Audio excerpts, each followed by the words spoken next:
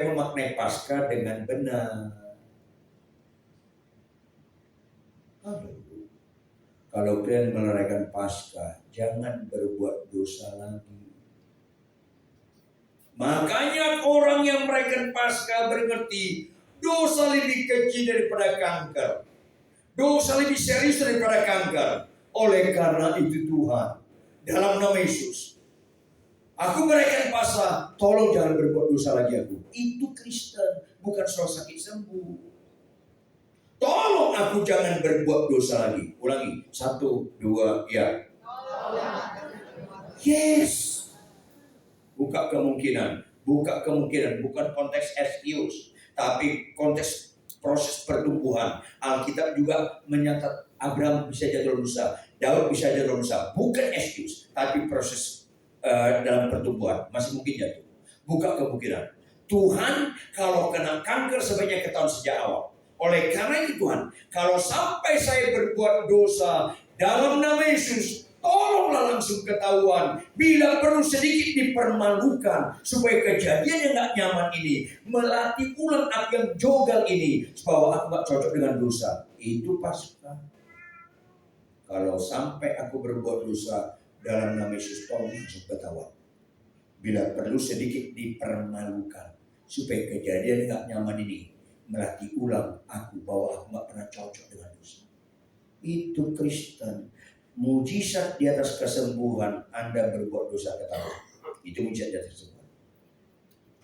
Karena orang sembuh sulit sekali bertobat. Orang berbuat dosa ketahuan lebih potensi untuk bertobat. Maka catat baik-baik. Kalau ada bapak-bapak di sini niat selingkuh, tahu selingkuh nggak? Berhubungan sama si kuntilanak.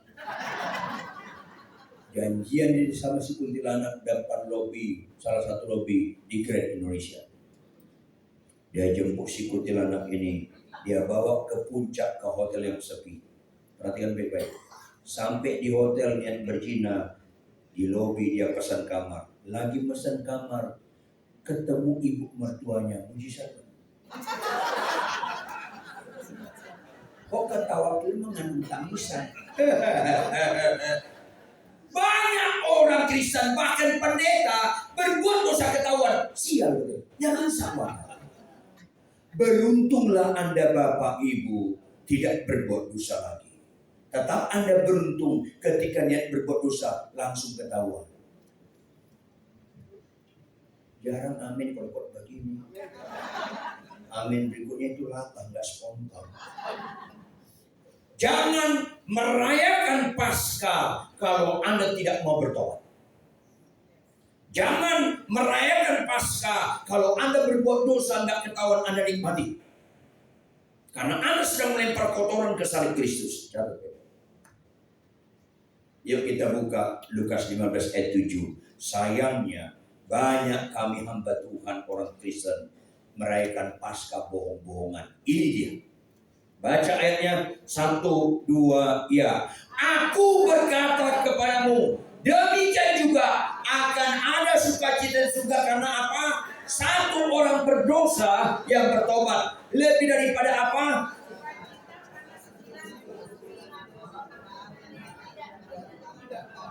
Kenapa banyak orang Kristen baca ayat ini nggak memperhatikan bahwa ayat ini sangat menentukan dan sangat serius? Dengar Bapak Ibu, dengar Bapak Ibu. Kalau orang kesembuhan 1:9, 1 yang balik 9 enggak. Kalau tentang pertobatan 1:99, enggak siuman kalian. Lebih banyak orang Kristen itu sulit bertobat daripada bertobat. Ini siapa? Tahu nggak satu orang latar belakangnya orang apa? Catat, baca deh. Satu orang latar belakangnya apa? Orang berdosa. Tahu nggak 99 ini latar belakangnya orang apa? Ngeri nggak? 99 orang benar. Siapa orang benar? Pendeta, ketua sinode, ketua wilayah, rektor, doktor teologi, dosen teologi, pengkhotbah terkenal, pengkhotbah yang banyak mujizat-mujizatnya, pendeta yang jemaatnya banyak sekali. Itu sulit bertobat. Ayolah. Karena banyak kita simpulkan rohani itu, kalau khotbah bagus, jemaat banyak, gelar doktor teologi, itu bukan representatif rohani. Halo? Ada kemungkinan Anda Bapak Ibu menggenap yang 99. Ada kemungkinan. Indikasinya di mana? Tolong jawab. Indikasinya mana? Tolong jawab. Mana bapak-bapak lebih menikmati teguran istri atau pujian istri orang? Saya bertanya bapak-bapak. Ibu-ibu ngejawab kayaknya ada unsur akar pahit gitu. Bapak-bapak jawab, bapak-bapak jangan dusta di antara kita. Mana bapak-bapak lebih menikmati teguran istri atau pujian istri orang? Malam sunyi senyap. Oke, ibu-ibu mungkin lebih jujur. Mana ibu-ibu lebih menikmati teguran suami atau pujian suami orang?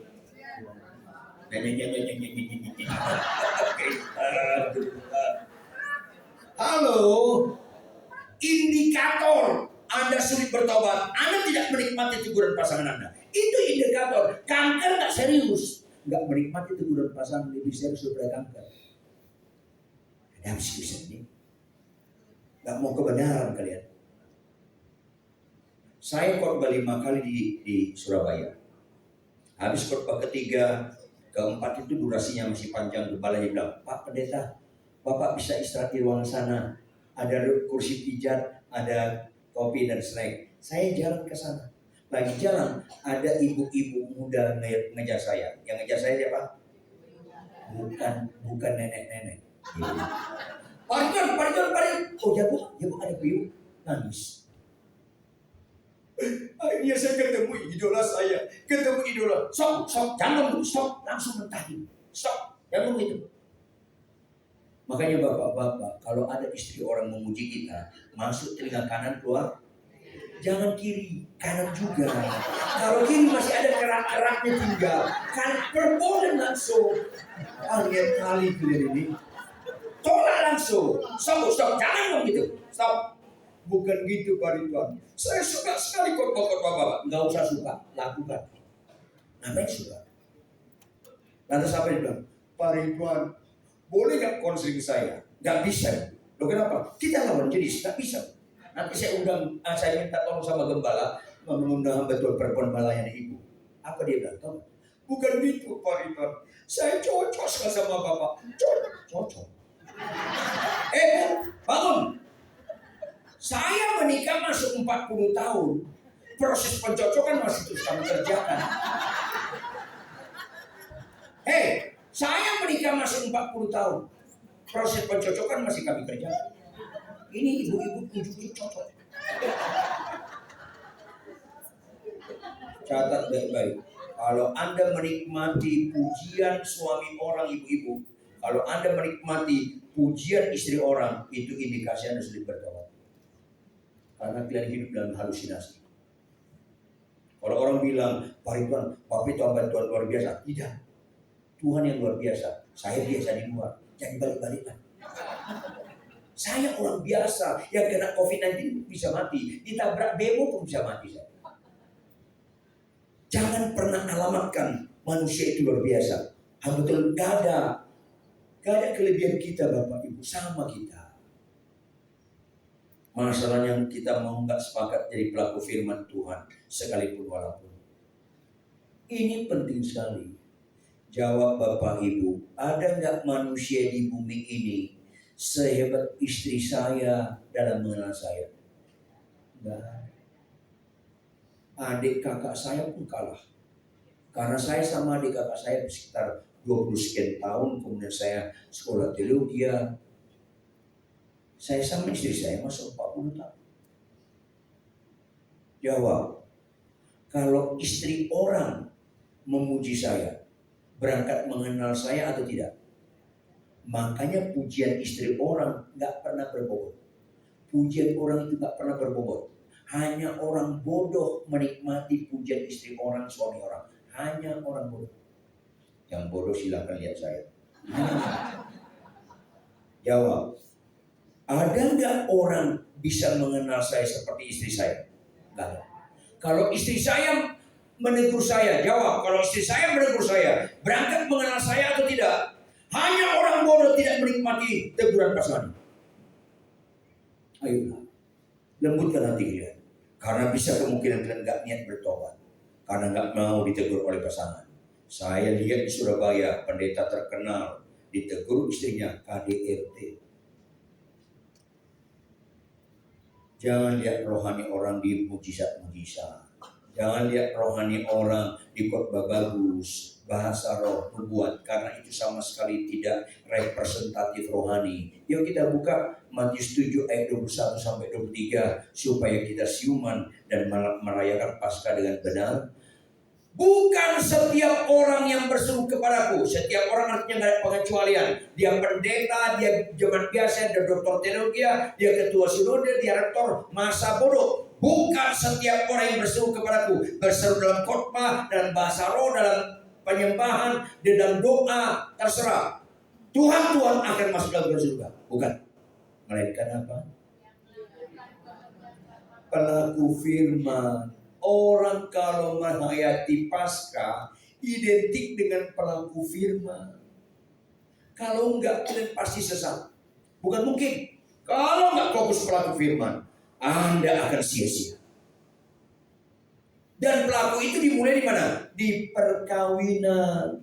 Lembaga pertama Tuhan ciptakan di bumi bukan DPR MPR. Lembaga pertama Tuhan ciptakan di bumi bukan KPK. Lembaga pertama Tuhan ciptakan di bumi lembaga perkawinan. Bukan Adam dan Tejo. Bukan Rita dan Hawa. Terbalik pun bumi ini. Jangan pernah memberkati perkawinan sejenis. Ditembak pun saya. Jangan berkati sejenis. Catat baik-baik. Ketaatan, pelaku firman. Kalau kita menyembah gemetar-gemetar, tapi pulang istri kita gemetar sama kita, itu kan penipuan semua itu. Ada worship leader saya dulu, asal menyembah gemetar-gemetar. Tuhan, ku mau gemetar-gemetar. Saya naik mobil ketemu dia, naik motor lawan arah, orang lain gemetar sama dia. Ini kan kesurupan ini. Makanya sekali lagi, jangan di mimbar ini Anda pertunjukan rohani. Karena di mimbar ini bukan ukuran rohani. Kehidupan sehari-hari, mulai dalam perkawinan, rohani atau bukan rohani. Apapun alasanmu, jangan maki istri. Apapun alasanmu, jangan lawan suamimu. Supaya kau jangan menghina Paskah. Ini penting. Apapun alasanmu, jangan pernah ngomong sama istrimu, sama suamimu, aku nyeselkan sama kau. Ya. Itu menunjukkan kau stadium 2 kesulitan. Siapa yang menyesal dengan perkawinannya, kau Tuhannya, bukan Yesus. Padahal perkawinan itu inisiatif Tuhan. Sehingga siapapun istri kita, bagaimanapun pencak silatnya, itu nggak pernah salah pilih. Bahkan yang terbaik. Tadi ngomong, aku nyeselkan kamu. Apalagi kesurupan tingkat tinggi, kau berkata kepada pasangan, ayo kita cerai, ayo kita cerai. Inilah dosa. Padahal Anda tahu, salah satu dosa yang nggak bisa diampuni, salah satu menghujat Paskah adalah tidak mengampuni. Jikalau kau tidak mengampuni kesalahan orang lain, lanjut. Cerai itu tidak mengampuni Bapak Ibu. Halo, cerai itu tidak mengampuni. Makanya seorang tokoh masyarakat bilang, kalau kau nggak ampuni istrimu, kau binasa. Saya mengampuni. Kalau kau mengampuni, Alkitab berkata dengan kasih dan kesetiaan kesalahan diampuni. Kalau kau mengampuni istri, balik ke cerai malah kawin lagi, ya rusak. Kalau kau mengampuni dengan kasih dan kesetiaan, Amsal 16 ayat 6. Jangan mengampuni menurut Anda, menurut Alkitab. Dengan kasih. Kalau saya diampuni Tuhan, saya balik lagi sama Tuhan, dia terima lagi. Kalau kita saling mengampuni dalam perkawinan, terima, jangan cerai. Itu Kristen. Silakan kalian nggak suka dengan khotbah ini, tapi jangan hina Paskah. Karena Paskah apa? Sebab dia hidup, ada hari esok. Apapun konflik rumah tangga kau, tetap ada hari esok. Kalau ada hari esok, kenapa cerai? Sebab dia hidup, ku tak gentar. Apapun konflik rumah tangga kalian, bagaimanapun buruk kelakuan pasangan kalian, jangan gentar menghadapinya. supaya kita setia sampai mati. Maka Bapak Ibu, kita lihat ayat 53, 1 Korintus ayat 53, supaya kita ngerti kejadian Yesus masa lampau, dikuburkan, turun dalam kerajaan maut, bangkit mengalahkan kuasa maut. Kejadian Tuhan masa lampau harus terjadi masa kini. Apa itu? Ayat 53. Karena yang dapat binasa ini, lanjut, harus mengenakan yang tidak dapat binasa. Dan yang dapat mati ini harus mengenakan yang tidak dapat mati. Kata kuncinya harus. Halo, yuk kita buka 1 Korintus 13 ayat 8, operator. Baca Bapak Ibu. 1 Korintus 13 ayat 8. Baca Bapak Ibu. 1, 2, iya. Kasih dalam kesudahan, Tuhan akan berakhir, bangsa akan berhenti, mana yang kekal? Hanya kasih. Ada pendeta, jadi pendeta dia mungkin sekitar 30 tahun, kenal lama sama saya. Saya tahun ini 46 tahun jadi hamba Tuhan. Pendeta ini bilang, Pak Ripon, kalau Bapak Ripon nggak basah roh, Bapak nggak masuk surga. Ada apa lagi di kita? Kalau nggak perlu ditolong basah roh, ada apa ini? Pak Ripon, di surga nanti kita basah roh? Enggak. Lah, Bapak ini nggak ngerti ya? Lah, kami yang nggak ngerti. Di surga kita basah roh? Tidak. Saya buka ayat ini. Dia baca, basah roh akan berhenti. Kaget. Kenapa kau kaget? Bosnya perhatikan Pak. Kau kaget, saya jadi ikut kaget. Kenapa kau nggak baca ini? Basah roh itu berhenti. Jangan ada di antara Anda anti basah roh. Tapi jangan letakkan basah roh itu ukuran rohani. Berhenti. Akhirnya dia bilang, kalau gitu Pak Ridwan, nanti di surga kita bahas apa? Gak tahu saya. Karena saya belum pernah ke surga. Saya belum. Catat baik-baik. Kalau ada orang ngaku-ngaku naik ke surga, turun. Catat baik. Itu penipu. Saya ulangi, itu penipu. Catat baik-baik. Yesus naik ke surga belum turun. Kau naik turun. Jangan gitulah. Jangan jahat begitulah. Kok gampang ditipu banyak orang biasa sekarang. Dia naik ke surga turun. Jangan gitulah. Yesus belum turun, kau naik turun. Kau lebih hebat dari Yesus sama itu. Bahkan saya di Surabaya lagi makan, ada seorang kenal sama saya. Kau lihat, puji Tuhan lupa, gembala kami pernah ke neraka. Begitu saya buka rekamannya benar, Tuhan menyuruh saya ke neraka. Mana ada dalam Alkitab itu? Nanti benar-benar ke neraka nanti. Hati-hati. Makanya kau sesat, kau nggak ngerti kebenaran kalau kau malas baca kitab. Sehingga gampang sekali tipu bohong-bohongan khotbah-khotbah. Halo, yang kekal itu kasih. Makanya lihat ayat 2-nya, ayat 2. Semua ini gak bernilai kalau tanpa kasih. 1 Korintus 13 ayat 2. 1 Korintus 13 ayat 2. Sekalipun aku mempunyai karunia untuk berbuat, dan aku mengetahui segala rahasia, dan memiliki seluruh pengetahuan, dan sekalipun aku memiliki iman yang sempurna untuk memindahkan gunung. Lanjut.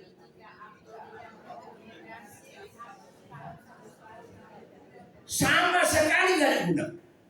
Kau jenderal, kau kapolri, kau presiden, kau konglomerat, kau pengacara terkenal, kalau kau gak kasih, gak ada gunanya.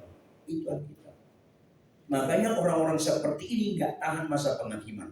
Hanya orang yang mengasihi yang tahan masa penghakiman. Jangan buat nilai kalau bukan kasih. Makanya banyak sekali kita anggap kita berarti karena banyak jadwal khotbah di Afrika, di Amerika. Saya katakan sama diri saya, bukan itu nilai. Saya mengasihi istri saya, anak menantu cucu. Orang yang menyakiti kita kasih. Itu nilai kasih. Yuk kita buka 1 ayat 8. Ini yang kekal, yang gak dapat binasa ini. 1 Yohanes 4 ayat 8. Sama-sama baca 1 Yohanes 4 ayat 8. Hafal ayatnya.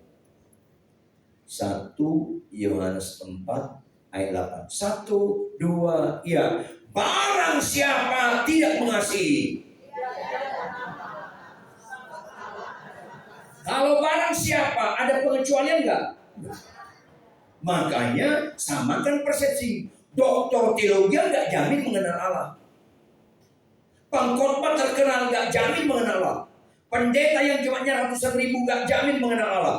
Hanya satu yang menjamin mengenal Allah, Anda mengasihi. Itu yang nggak dapat binasa. Terus kita bilang lagi boleh cerai. Ini iblis seperti malaikat terang yang datang ke gereja apalagi boleh cerai. Orang suruh mengasihi. Ada apa? Suami istri kasih, Pak, istriku jahat. Oke, kasih musuh. Mana ada fasilitas untuk cerai? Jangan suami kau, musuh kau. Iya dia jahat. Kasih musuh, tetap kasih. Jangan korbankan kasih sekalipun kau menderita. Jangankan korbankan kasih sekalipun kita mati. Itu Paskah. Yuk lihat kembali 1 Korintus 15. Kalau kita kasih itu identik dengan pelaku firman. Karena Yohanes 14 ayat 15, jikalau engkau mengasihi aku kata Tuhan, kau melakukan perintahku. Pelaku firman, sesudah yang dapat binasa ini, mengenakan kasih yang tidak dapat binasa. Ya, sesudah kita yang dapat mati ini, mengenakan kasih bagi kita, maka akan genaplah. Artinya kejadian Yesus bangkit mengalahkan kuasa maut. Jangan sekedar nostalgia, jangan sekedar sejarah, jangan sekedar masa lampau. Harus terjadi pada kita, yaitu kita berkata tidak kepada setiap ketidaktaatan, berkata iya kepada setiap ketaatan. Disitulah nilai kekal yang tak dapat binasa. Karena itu kasih, maka berbobot sekali hidup kita berkata, maut telah ditelan dalam kemenangan. Hai maut, di manakah kemenanganmu? Hai maut, di manakah sengatmu? Sengat maut ialah dosa, dan kuasa dosa ialah hukum Taurat. Di situ Paskah. Contoh, kalau istri kita bapak-bapak bilang, Pak tahu gak, aku nyesalkan sama kamu. Bilang, Ma, aku gak pernah nyesalkan sama kamu. Mana gitu? Papa itu cerai. Mama cantik. Biarkan dia solo karir. Kita nggak duet. Itu menang atas mau. Dan pura-pura nggak nyambung kalian. Itu nggak ada menang. Mobil kita dipepet. Jangan pepet balik. Tuhan mungkin dia kebelet, silakan. Di khotbahmu kau bisa rohani. Bohong khotbah itu kurang rohani. Pangalah Tuhan. Saya ada gereja. Asal ini selalu diundang saya kasih seminar. Satu saat saya kurang sehat, saya jemput mereka, dijemput saya, dibawa, dipepet mobilnya, dia pepet balik. Jangan. Dia tahu dia pada dipepet balik. Lawannya trotoar puas dia. Padahal di belakang mobilnya ada stiker, tulisannya Yesus Kristus juru Budi. Kalau saya Tuhan, langsung saya bilang petir sambarnya orang, biar kosong.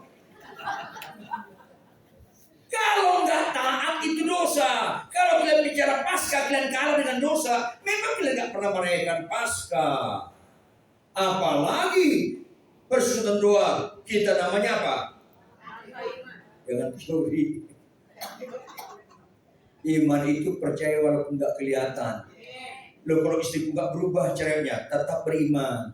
Lo nggak berubah, biar nggak kelihatan sampai mandi, tetap kasih istrimu. Itu namanya langkah iman.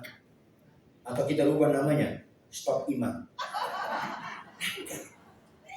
Makin senang lagu suami kau, makin senang ketika dia itu bilang Tuhan cocok kali dengan orang cocok, lestarikan dia kan gitu.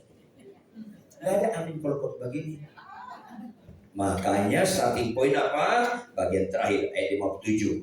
Starting point. Tetapi syukur kepada Allah. Lanjut. Telah diberikan. Secara de jure telah diberikan.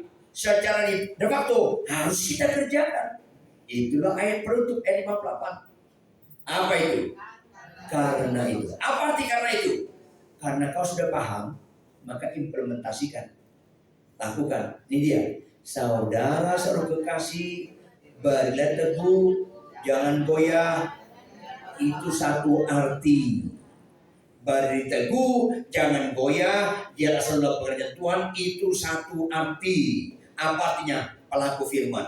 Hanya pelaku firman berdiri teguh. Yuk kita baca Matius 7 ayat 24. Matius 7 ayat 24. Perhatikan baik-baik Bapak Ibu. Matius 7 ayat 24. Sama-sama baca. 1, 2, ya. Setiap orang yang mendengar perkataanku ini dan melakukannya.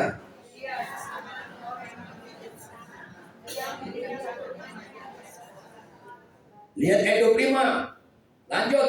Kemudian turunlah hujan dan datanglah banjir, lalu angin menerpa rumah itu, tetapi rumah itu karena dia kokoh, teguh, hanya pelaku firman. Semua orang Kristen kalau memaknai rohani tidak pelaku firman, pasti nggak tepat dan sesat. Kata Beb. Kalau nilai rohani tidak simpulkan di pelaku firman, pasti nggak tepat dan sesat.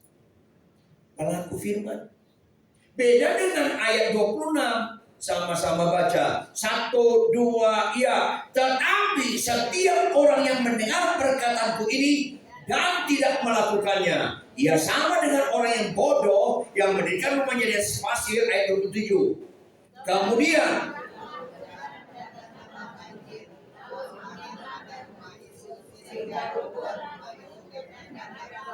jadi dengar baik-baik Bapak Ibu. Dengar baik-baik Bapak Ibu.